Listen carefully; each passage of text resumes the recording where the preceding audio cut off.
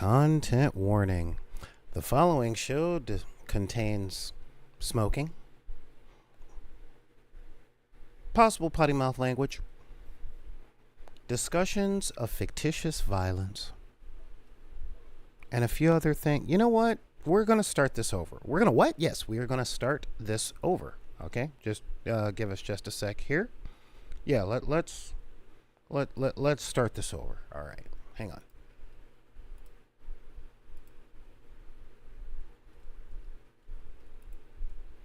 Content warning. The following show contains smoking, discussions of fictitious violence, emotional vulnerability, and a few things that might make a few other people uncomfortable. With all that being said, viewer discretion is advised. Well, that is one way to do it. Yeah, that is one way to say things. All right. Well, I may as well let's start the music. Yeah, let's do that.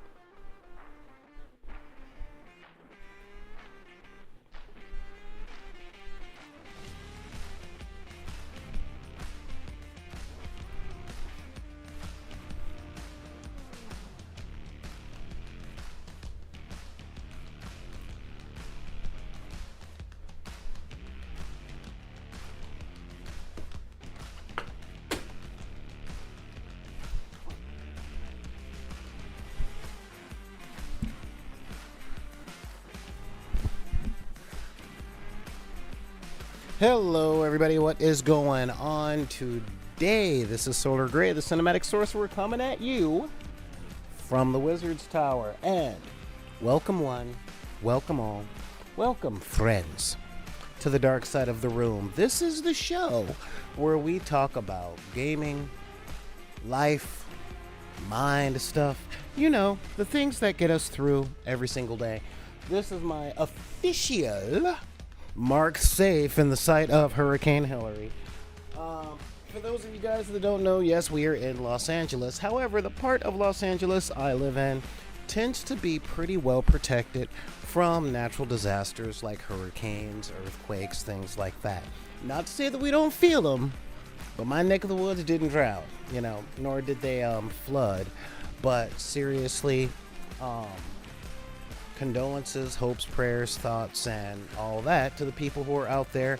And of course, we had an earthquake too. Why? Why not? Why not? All right, why not? But if y'all got any questions or comments or anything like that, I get it. I totally get it.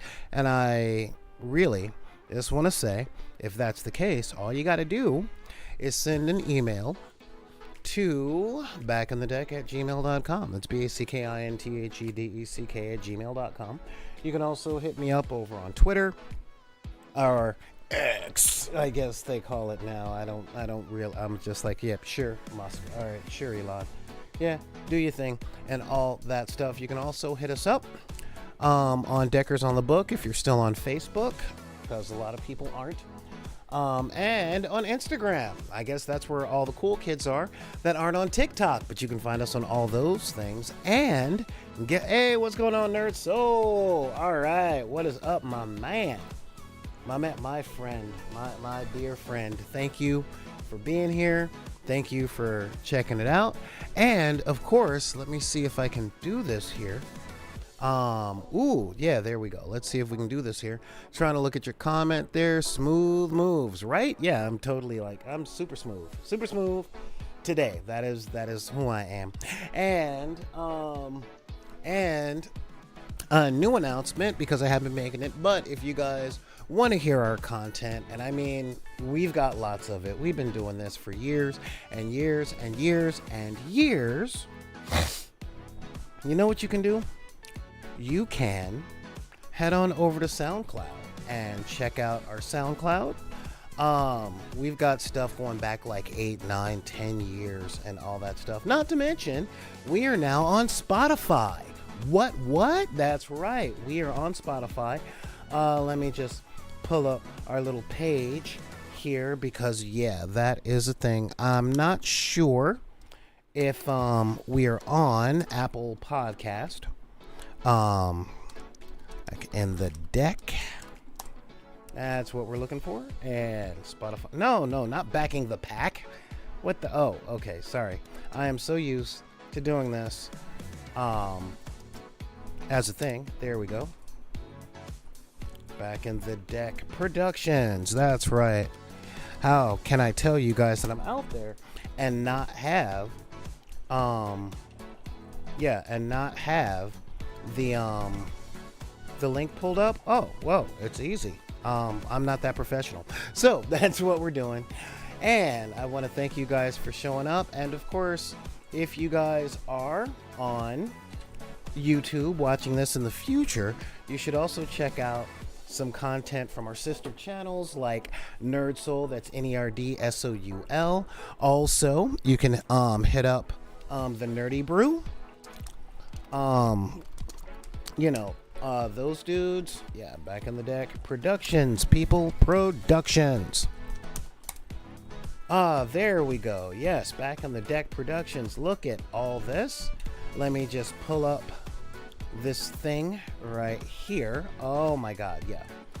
So we got some stuff going on there. Why am I not following it? Oh, because I'm not logged in. But here we go. So let's just head on over here and look right there. Look at that right there. Like, look, Back in the Deck Production. All right, there we go. Yeah, and all that stuff. So we got a lot of stuff that's going down, including a lot of our older stuff from Fluff Talk and all that stuff. So that is some good stuff. So though I have been gone a week, and if you guys watched my last show, you know why I had to bounce. I'm like, the whole time. So yeah, I totally get that. And I'm like, do I do another show where my audience is watching me cough up various organs? Or do I just go back to bed and do a whole bunch of stuff? And you know what? I chose to go back to bed. So now that we got all that stuff out the way and I got my announcements, because, I'm actually really proud of the fact that we did that. So yeah, let's get into today's topics. All right, today's topics. And I bet you guys are wondering, why would I title today's episode with such an asinine title, right? Learning becomes easier if the more you do it. Yeah, like y'all guys didn't know that. It's simple, all right? I do a lot of reaching out to people, talking to people, trying to get them to learn new games, trying to find out what they're learning and stuff. And it's fascinating, okay? It is really, really fascinating. And when I say fascinating, today, like I put in today's announcements, we're going to be talking about Dungeons and Dragons and Warhammer 40K, because those are the two most popular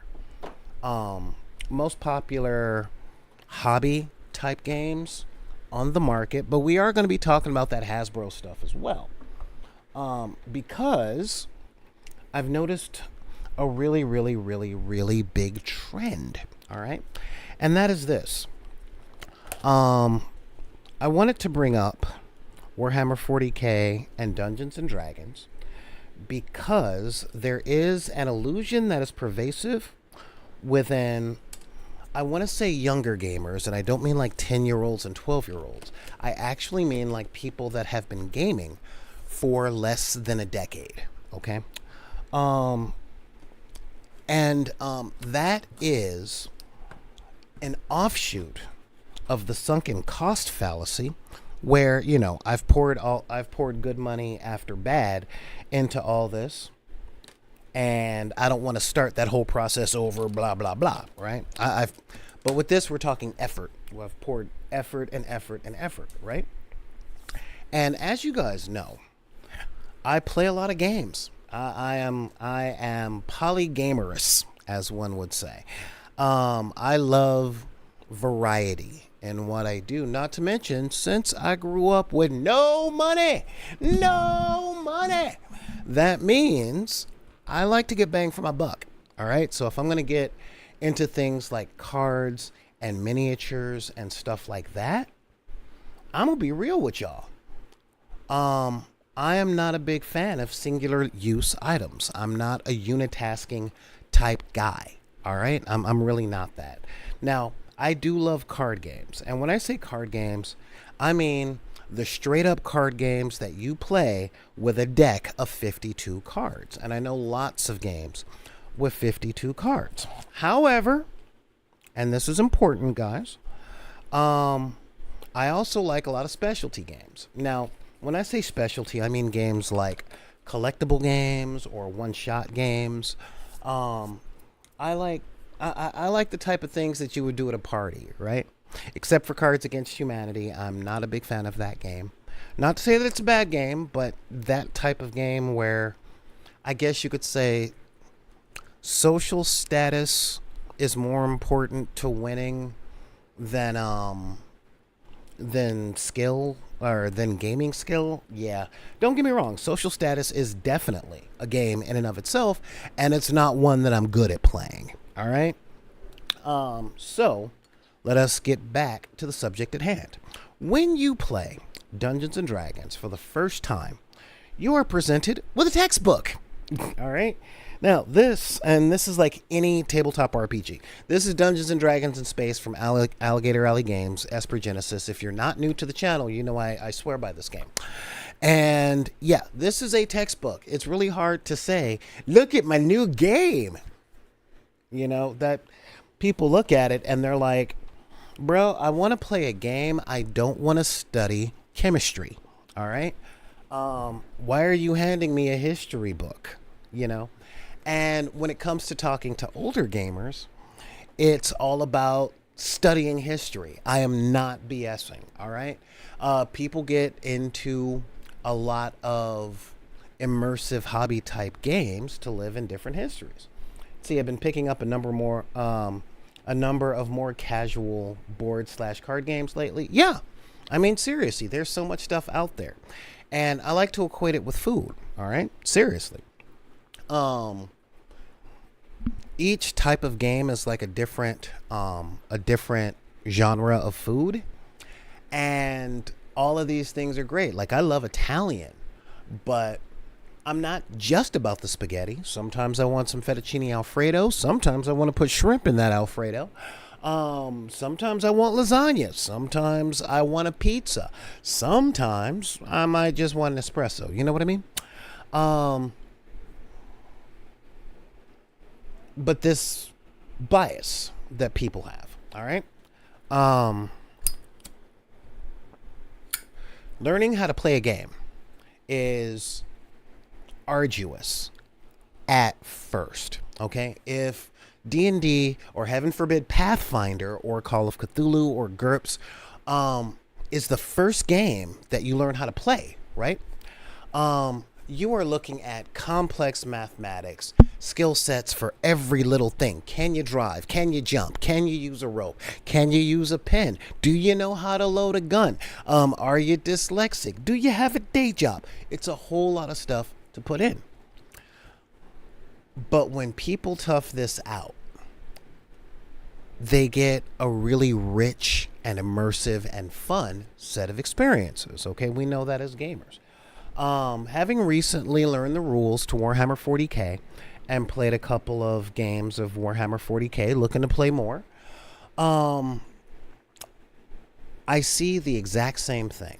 And when it comes to other games like HeroClix or Magic the Gathering, all of these games are simple on their face. And when you're new to the whole thing, a lot of players fall into the same problem that professional athletes do, which is they know the rules and what they're doing so well that they make what they're doing look easy. And so a new player looks at all that, tries to pick up a D&D book, gets really confused, and they sell the D&D book. Or they try and pick up an army for Warhammer 40k. But if they stick it out, let's see, running a learn to play class structured like a college course with tests and projects would be funny. Everybody pass their character sheets in and to show that you did your homework. Yeah, it can feel that way. And what a lot of gamers are like, dude, I don't want to work to have fun. So how do we do this? Well, a lot of gaming companies, when they do game design, hide the amount of work that you have to learn to get into it. You know, this is why there are new editions. This is why there are new starter sets. But, and this is a big one, guys, most things outside of box set board games, okay, and I say box set board games because there's only expansions if you want them. You don't have to get expansions in order to play with other people. Games like Zombicide, Monopoly, Sorry, pretty much 90% of the games that you can go and pick up from any Target, Piggly Wiggly, or Walmart, they're one-time purchases. You play them. It's one of the reasons I still, in my heart of hearts, love Settlers of Catan to this day. However,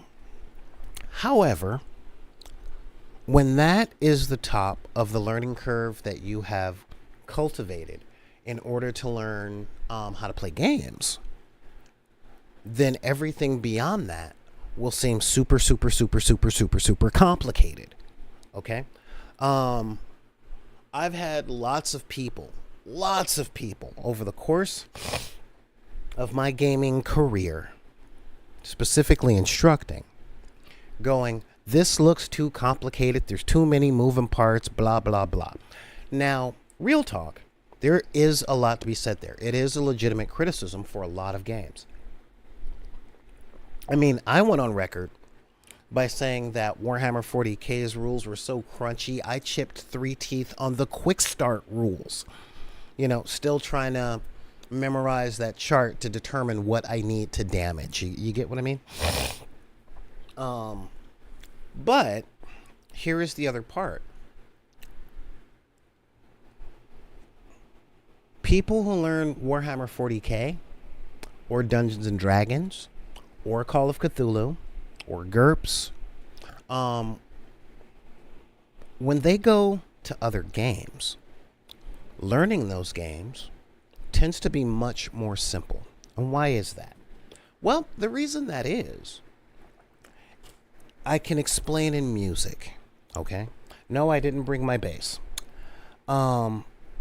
If you've ever studied music, if you took a class in school, chances are you were taught classical or jazz. One of those two, if not both. And the reason for that is because most other music is much less technical than classical or jazz. Okay, those are two of the hardest American musics that there are. But if you can play Tchaikovsky, Stravinsky, Bach, then you can play Metallica or the Beach Boys or Thundercat or the Roots. You know, if you're, you know, seriously speaking, one of the reasons that Neil Peart is the GOAT in rock and roll is because he cut his teeth with jazz, you know? So the biggest thing on that is the more practice you have at learning things, the easier the things that you learn will become. Now, my musical experience on this is, in order to become a better bass player, I had to learn a little bit of guitar. Okay? Just a little bit. I say I play with a guitar. All right? I don't play the guitar. I just play with a guitar. And I sat down with 3 things. The Hal Leonard Beatles A to Z music book, because all the chord structures and all that stuff was approved by George Harrison, and The Rise and Fall of Ziggy Stardust and the Spiders from Mars from David Bowie. Now, once I learned 4 Beatles albums and Ziggy Stardust, most of the music that I play on guitar that came after that was much easier to wrap my head around. Okay? Like as a bass player, yeah. I cut my teeth on early Metallica while Cliff Burton was alive, early Guns N' Roses with Duff McKagan, and of course, Rush. All right. Um, After learning those three, most of what you hear on the radio was actually going to be pretty simple. Um, but I'm the kind of learner that starts from the most complicated thing. And once I can crack the code to what is difficult, everything below that, which generally is the stuff that I wanted to learn in the first place, becomes much, much, much easier. You get what I mean? Um, Having learned a game like War Machine made learning 40K easier. But if that was my very first game outside of Go Fish, Poker, and Monopoly, yeah. It's very, very difficult, Neon Arlecchino. The Spirit of the Radio is a very difficult tune. Not because of what you're doing, but when you have to place your rests. Not to mention all of the bass runs. It's a thing, you know. But when I learned 40K and I went back to Grimdark Future from One Page Rules, I'm like, oh yeah, this is much more straight to the point. I can see the merits in both, and I can see where I can swap out some stuff with the other and all that other stuff. But there's a lot of cool things I want to bring to Grimdark Future from Warhammer 40K. Not very much the other direction. Not because 40K is a perfect game, but 40K is a tight game where if you try to house rule a lot with the level of knowledge I have, you'll just throw the game completely off balance. So I started thinking, why was I able to pick this up so quickly as far as playing the game and all that stuff goes? And then I remember I have practice at learning, as I tell you guys all the time. My number one hobby is learning new skills. That is the number one hobby I got. It's not role-playing, it's not tabletop miniatures, it's not cards, it's not music, nor is it movies. It's learning. And what I've learned over the years is that the more things you study, the easier the act of studying becomes. Now, make no mistake, I know what the active definition of daunting is. All right? When I look at how much housework I have to do on a daily damn basis, I get, ugh. I so get that, And I get the idea, man, I just want to do this to have fun. And it's like, you know what? I get it. I definitely get it. It's just like with music. I just wanted to pick up an instrument and play a few songs. But after learning things like theory, some complicated songs, a few patterns, how scales are used and things like that, learning a song is a lot more simple. I'm not at this point where I can hear a song one time on the radio and play it stereo perfectly. No, I never wanted to be at that.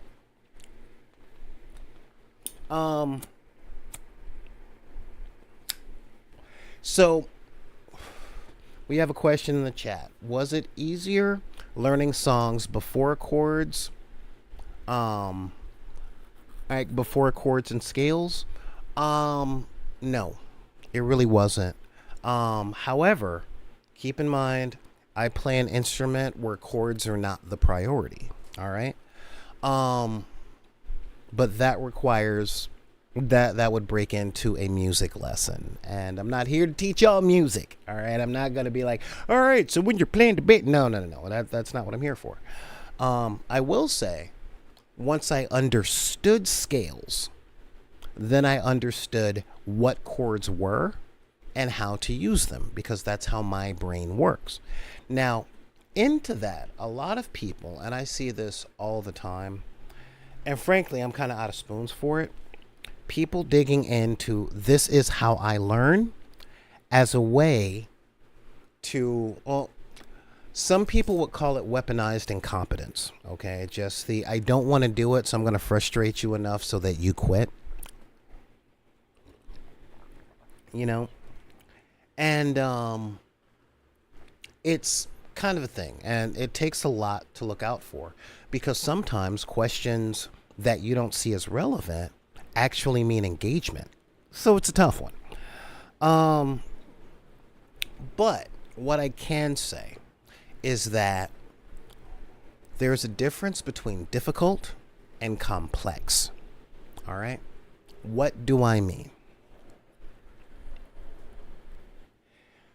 In one of the myriad of Dresden Files novels that I've read, Harry, or Jim Butcher, through Harry, defines the differentiation between difficult and complicated.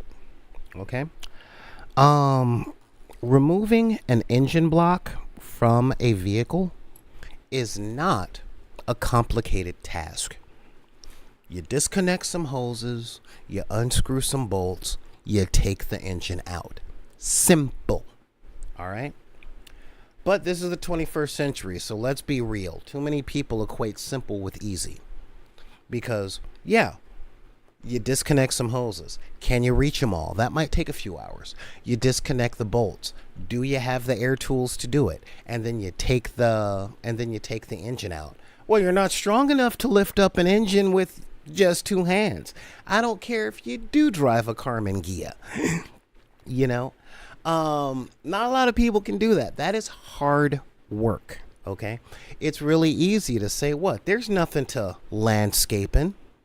You just pull up the tree, you mow the lawn, you put the stump on a truck, and then you take the truck elsewhere. Feel free to pick up a tree stump. Feel free to try and to fell a tree. That is difficult work, though it's simple. Okay? And in the same vein, pushing like and subscribe and thumbs up may seem like a lot of steps making things complex, but all it takes is a few fingers. See what I did there? See? So like and share and all that stuff. See, I was being slick. I was being slick. But seriously, like share this stuff out there. So when it comes to the act of learning, okay, the more things that you study, the more curious that you are about stuff, the easier it becomes to look at stuff, ask questions, see where you get complications from when it comes to learning, okay? And what do I mean? In the 21st century, not a single one of us that I can think of off the top of my head and with hours of deep thought are psychologically or emotionally healthy people. We've all got scars, we've all got damage. And the older you get, the more that damage builds walls between what you think about and what you can do. Okay, a lot of us freeze up, a lot of us get scared, a lot of us get triggered in some way, shape, or form. All right? But see, here's the thing. Once you understand the thing that's standing in your way of learning that thing, then you can navigate around it or work it out. And what's going on, Gaming Fix? And of course, once all that stuff has happened and come down, learning that task in and of itself becomes easier because you've gotten past the thing that blocks you from the new thing. Example. One of my old RPGers was so, what's the term? Was so mind blown over the fact that dice shaped differently from D6s existed that they couldn't get what each of the dice were for. So every time as his GM, I would say, make this check, make that check. He would keep asking, so do I roll a D20 for that? I'm like, yeah, a D20 plus the bonus you get in this skill, plus your proficiency if you have it. And I mean, I had to go through that with him for about 6 months before he was able to wrap his head around it, okay? However, the next time he played a game, with a different GM, he got it and he was able to learn things like spell slots, I can tell you with Dungeons and Dragons, I always had certain difficulties because numbers added up, but not on the surface. Okay. I mean, seriously. Let's really look at this, especially since Baldur's Gate is a thing, right? Um, One word could change the thing. Okay, one word. And what that word is, power. All right? Um, the thing that I got caught up on is the fact that the level of your spell and the level of your character were never the same thing. Okay? Except at level 1. Because at levels 1 and 2, you have cantrips and you have level 1 spells. But you don't get level 2 spells until level 3. You know? And I'm like, what? What? No. Why do I have level 5 spells, but I'm a level 10 character? You see what I mean on that ratio? However, a power 10 spell comes at your character's 5th level. Now we can wrap our heads around it. And I know when I get frustrated with trying to learn games, most of the time it is because of vocabulary, okay? But once I got that and I was able to switch out words in my mind, boom, I got right there, you know? So now I know if I'm dealing with a third level character, yes, they can cast Fireball because it's a 5th level spell. Or they can cast Chain Lightning because it's a 3rd level spell. You get what I'm saying? You know, that's a real thing. And I really dig that. I dig that a lot. Really do. Because again, that Power 3 spell is available at character level 5.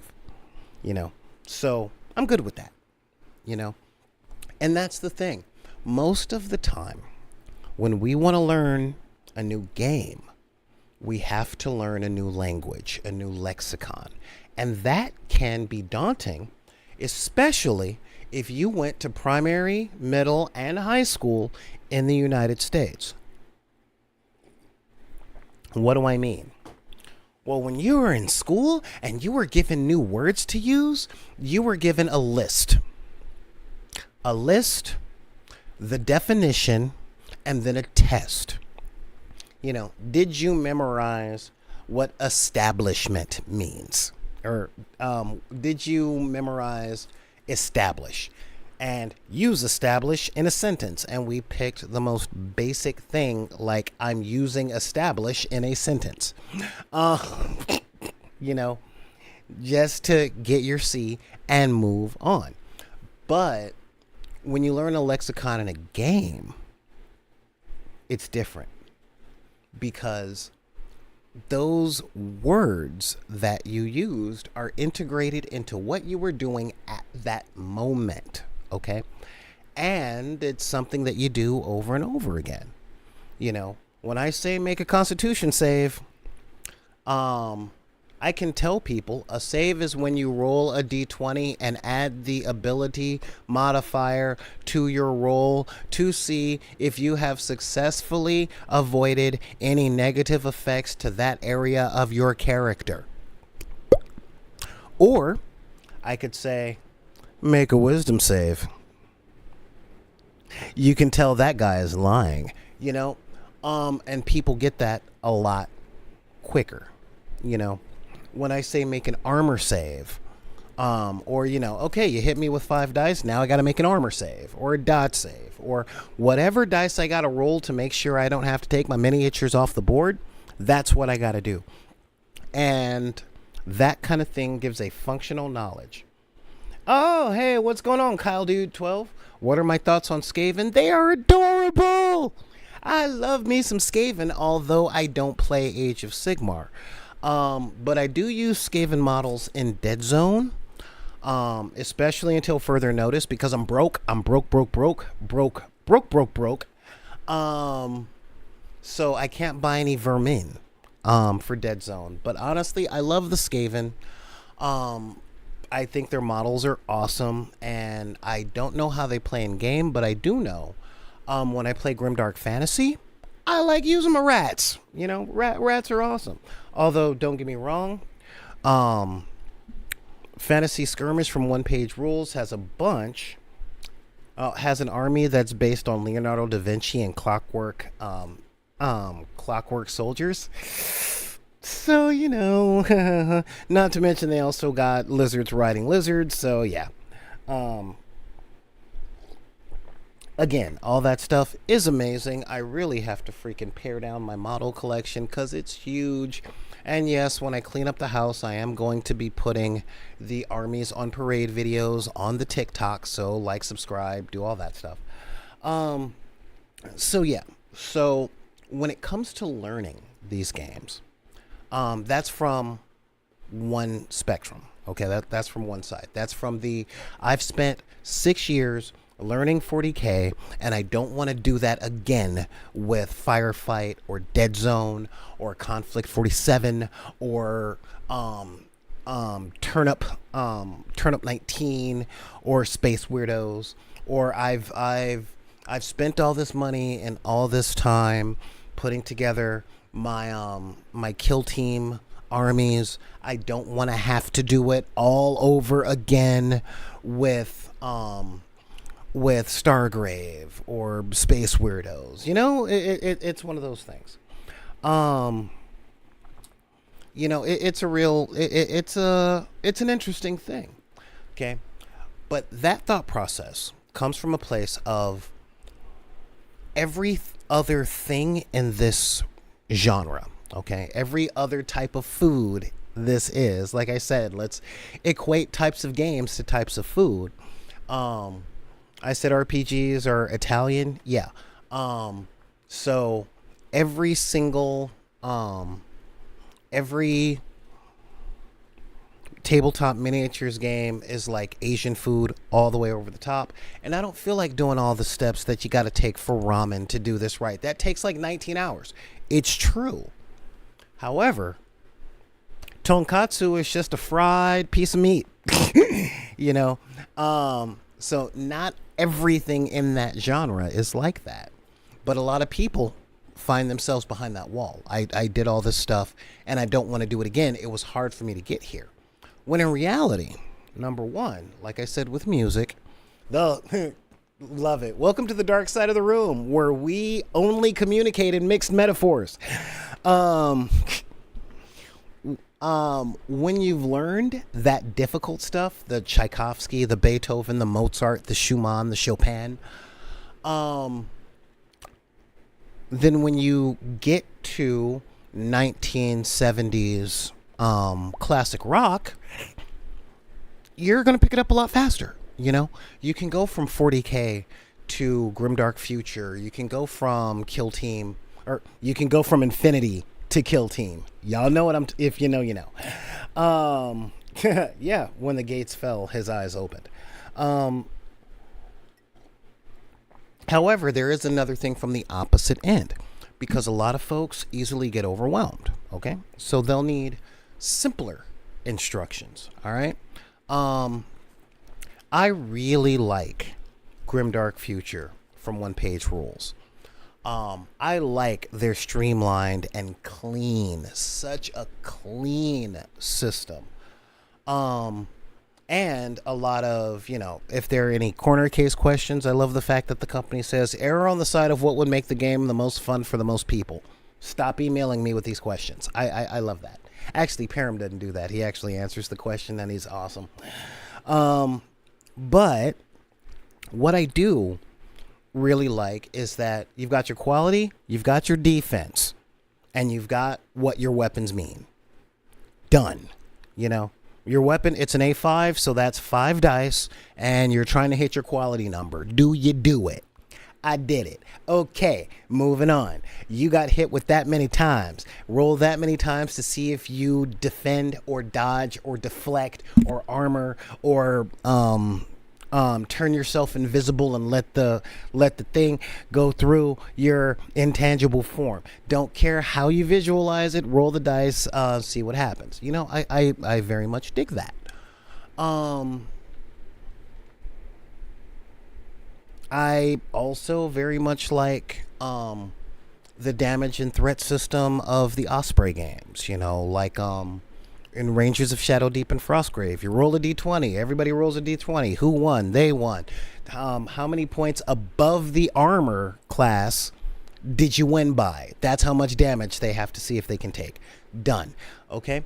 But a lot of games are really simple on the outset. A lot of games are very complex on the outset. And then you've got Pathfinder, D&D, and Warhammer 40K. And I say difficulty on the outset because let's be real, y'all. Let's be real. Uno does not have a 56-page rule book.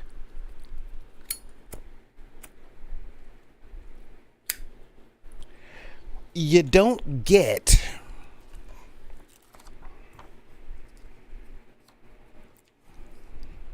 there we go.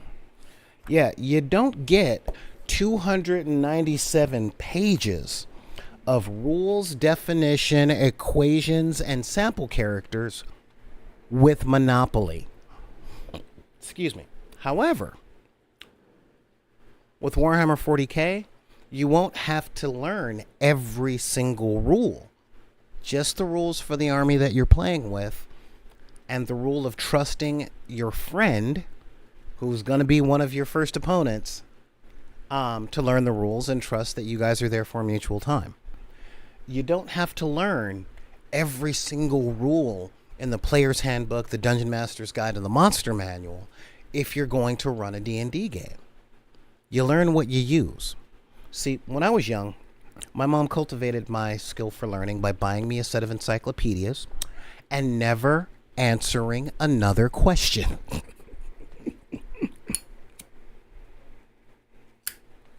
It went like this. Hey, Mom, what does that mean? Look it up. I didn't spend $400 on a freaking encyclopedia set for you to be asking me these questions. And then as the years went by, hey, Mom, I'm wondering. Look it up. I mean, to this day, I'm 46 years old. And I can remember the only definition of a word my mom didn't make me look up, which was bachelorette. Because I had a fleeting thought of, well, if a non-married man is called a bachelor, what's a non-married woman called? And she's like, bachelorette. And I'm like, what? Huh? Oh, my God. Because she didn't make me research it, But yeah, so seriously speaking, I do have a leg up on researching and studying and all that stuff. But using the encyclopedia as an example, when it comes to games like Warhammer 40K, Dungeons and Dragons, the games that we have come here to play and talk about, you don't need to know the fifth letter on page 37, paragraph 5, subsection 2. You don't need that. It's there if you want to look it up. If you have the question, you can find the answer. And that's it. You don't need to know, oh yeah, this character class is on page 52 of this book on this. Blah, blah, blah, blah. No, you don't need to, you don't have to have that knowledge. And I go a lot of places where I talk to a few people. And when I talk to people about games, some of them believe that that's the case. And that thing becomes daunting. But the more things that you study, the more things that you learn, the more you come to see experientially that the stuff that you have to learn, you learn in chunks, and you learn within the chunks that you use. You don't have to be a PhD to play your first game. I've said this before on the channel, all right? The very first DMs for role-playing games, specifically Dungeons and Dragons, they were like 23, 24 because they were the ones who made the books. Okay. But after the books were published, the first DMs were 14, 15 years old.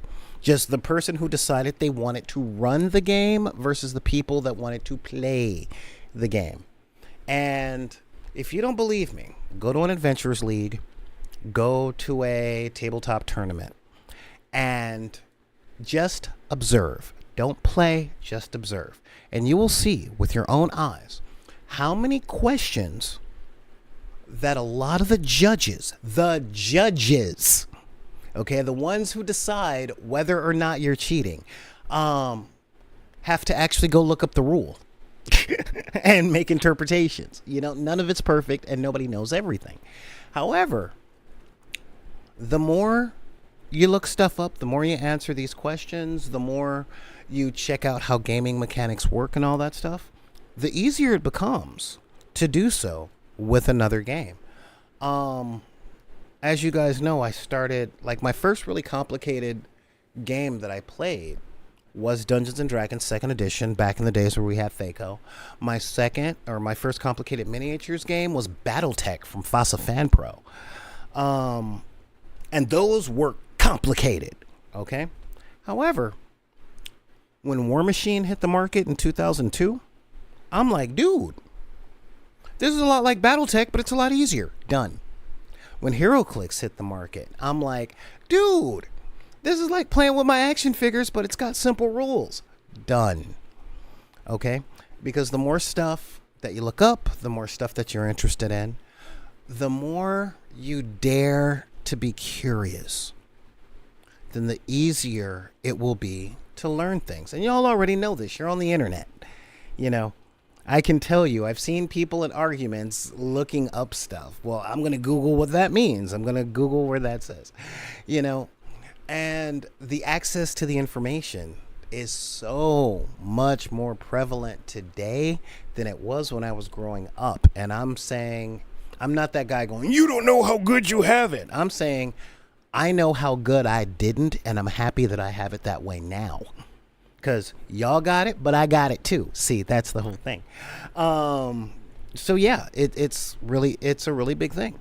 Hang on. If Grimdark Future made it easier to learn 40K, which RPG is easiest to learn while giving a good basis for D&D? Oh my God. Oh, Neon. I swear, if I had the sound effects machine, you'd be getting the freaking club thing. That is the best question I think you have ever asked. And the truth be told, it all depends on what level of D&D you want to learn, okay? If you're talking full-fledged, full immersive D&D with maps and miniatures and modules and all that stuff, I would say Gloomhaven would be the best game to have a D&D experience that isn't D&D. Okay, that is... if you're talking just basic stuff, there's lots of games out there, and they tend to be like $20. One that I loved, and I mean loved, was from Twilight Creations. 20 years ago. It was called When Darkness Comes, and it had character creation, it had dice rolls, and it was and it had a storyline with different modules. I adored that game. And yeah, it was a really, really, really good intro to RPG. But there's lots of games out there that have that. A good amount of board games out today, like Zombicide, Pandemic, Gloomhaven, of course. God, what else? Survivor Girl is a great one for Call of Cthulhu type stuff, because it's all about being in a horror movie and all that jazz. So there's lots of different games out there that take those experiences that you get from the big boys and bring them down to give it a shot for 20 minutes. Yeah, Zombicide is fun, and that's a lot of stuff. Those are a lot of games. But those games also seem complicated on the onset, However, 20, 30 minutes of looking at the book or just playing the game and then looking up what happens, like looking up your questions as they come up, tend to be the most common way to learn a game. You get what I'm saying? Now, one thing I can say is be very careful when looking online for stuff like this. And I'm saying that as a person who is online talking about learning games. And this is why. Most instructional videos or review videos, okay, be very wary of those on YouTube. Hi. Because a lot of us that are out there that are actually paying our bills with what we make here, real talk, in order to get the money to pay our bills with what we do here, we have to engage in outrage topics. This is why when you look up how to play something, or when you look up a game on YouTube's or TikTok specifically, you'll get 100 reviews for why it's decent, but all of this suck. So many reviews on why you're wrong about this, and not very many, this is how to play it, because the you're wrong about videos pay the bills. So there's more of those than any other. So I'm going to say be careful about those. If you play a game, any game, and you want to learn another game in that genre or another game in a different genre, before you reach out to learn how to play another game, ask yourself this one question. What is it about this game that I like the most? Okay. Real talk, I like a lot of combat mechanics. Okay. So when I go to learn a new RPG, I look at their combat mechanics. If their combat mechanics are really, really, really, really, really rich and complex, I can then weigh whether or not I got spoons to learn it. Okay. And if it isn't, then that game might be set for something else. Example, if you are a player of the Dungeons and the Dragons and you want to go into Call of Cthulhu or Blades in the Dark, all right, Dungeons and Dragons is based on adventuring and everything that you would do in a JRPG most of the time, which is run through people's houses, break open their furniture, take their stuff, kill everything that you meet in the forest and all that stuff, all right? But Blades in the Dark is about robbing people, committing crimes. And combat will kill you. It will kill you quickly. And it's more Ocean's 11 than it is Lord of the Rings. Where Call of Cthulhu, if you go into a Call of Cthulhu game thinking it's like Dungeons and Dragons, your character will be dead or insane, and maybe both, probably not in that order, but it's all tellable. But like seriously, it's just the games are written for different things. Isn't COC a book reading simulator? No, that would be Ars Magica. But yeah, so the fact of the matter is, the part that you like most is the thing that you are going to learn the quickest. That is why I say that. When I first learned Star Wars from West End Games, I learned the combat system. Okay? And then from there, I learned flying vehicles and things like that. Because if you can learn how to do the thing that you really like, you've got something to hold on to in the game. And when you start to get a little bored with just waiting for the fight, you can learn something else. You get what I'm saying? Or most of the time, I've got one player that was just all about that action. All he wanted to do was the fight. But then he started asking questions. Well, couldn't I just hack the computer? I'm like, you can give it a shot. And as the time went on, he learned more skills, learned more about his character sheet. The number one thing, I'm putting this out there for you guys to understand, okay? In conclusion, what I'm wanting to say is this.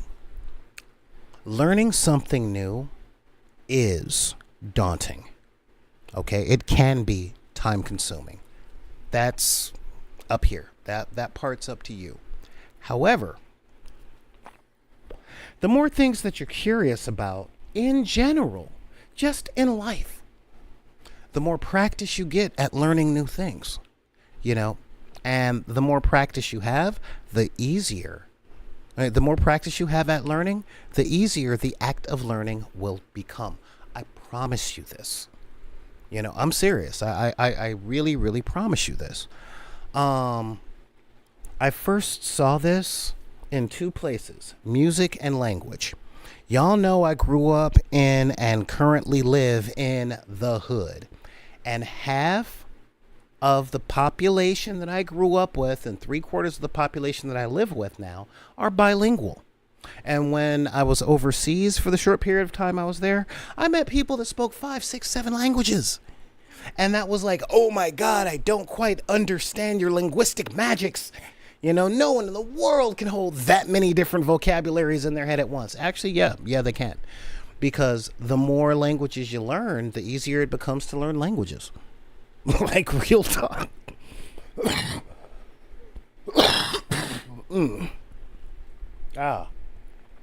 Oh boy. See, I'm not exactly fully well, but y'all get it. Our question today.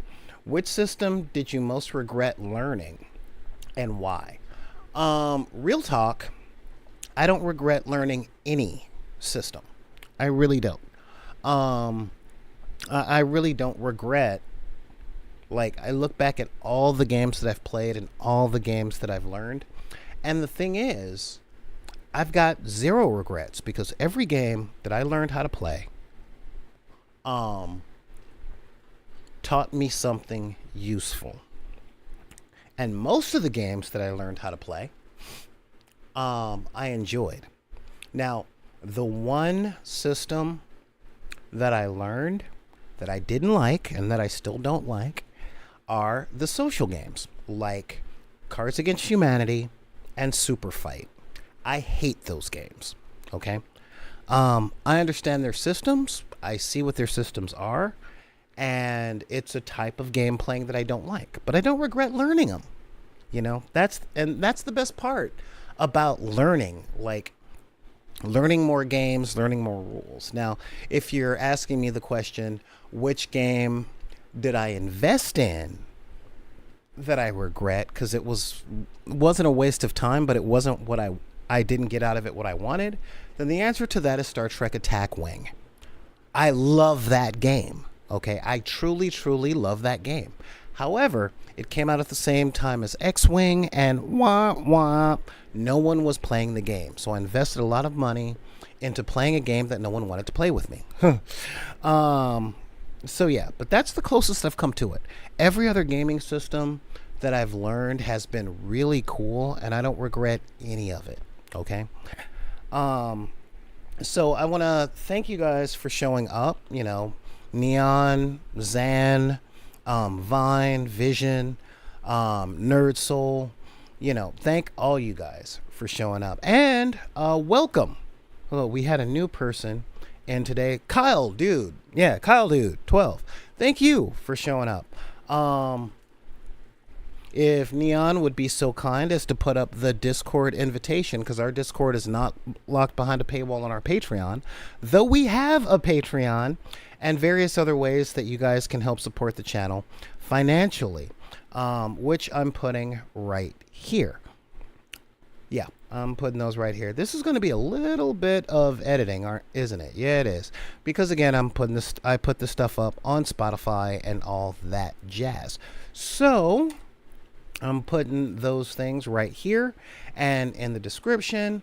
So if you guys want to throw me a buck or two, I would appreciate it, because I'm one of the few people on YouTube and Twitch that aren't sponsored by Raid Shadow Legends. So, yeah, that's kind of a thing. And I do have the bills to pay. Fortunately, I have enough crafting supplies and all that stuff to keep the channel going for a good another year. So that'll be good. Thank you guys for being here. Thank you for showing up. And thank you for just being around, guys. And of course, if y'all want to get a hold of me in some way, shape, or form, all you got to do is pull up your keyboard and type in back in the deck at gmail.com. That's BACKINTHEDECK at gmail.com. You can also reach out at Twitter and Instagram and TikTok and Facebook. And of course, thank you, Neon, in our Discord server. So if y'all got any questions, comments, compliments are always accepted. Advice, please don't.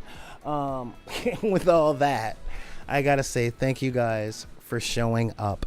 We are here Monday through Friday at 3 p.m. Pacific Standard Time when I'm not sick. And join us tomorrow. Or yeah, definitely join us tomorrow. We'll have another topic or two. And if you're on the Discord, post pictures of the stuff that you've been painting, guys. I want to see your work. I'm putting stuff on I'm putting my stuff up when I get when I'm able to take better pictures and all that stuff. Believe me, I'm spending a lot of time on Skillshare, who also isn't sponsoring this channel. So with all that, I gotta say, if anybody tells you that you can't like what you like because of the circumstances of your birth, be it race, religion, creed, gender identity, sexual orientation, disability, neurospice, or your budget, you can just tell those folks to put those cards back in the deck. This is Solar Gray, the Cinematic Sorcerer, saying thank you for joining me, and we will see you next time on the dark side of the room.